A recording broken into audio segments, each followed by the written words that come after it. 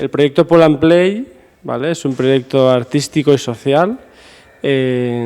Somos artistas oyentes que estamos trabajando con la comunidad sorda.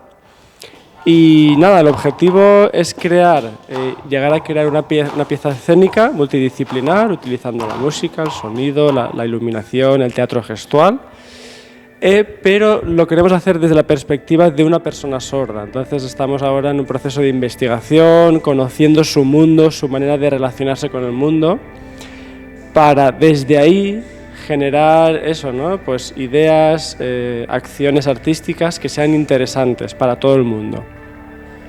Eso es.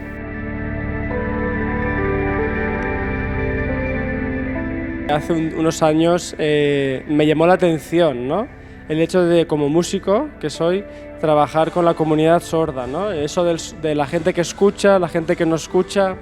Esto me parecía un contraste muy interesante. Y bueno, de hecho eso es el clic, digamos, es decir, este contraste, esta cosa tan curiosa de, ostras, ¿cómo podemos hacer algo con sonido para alguien que en principio no lo escucha? Esto ya es un detonante muy interesante para generar ideas, para crear, bueno, para nosotros también es un reto profesional y personal, ¿no? De cambiar nuestra mirada, nuestra perspectiva del arte y cómo crear algo que acerque, en este caso concreto, a las personas sordas que no escuchan, que escuchan de otra manera, se relacionan de otra manera.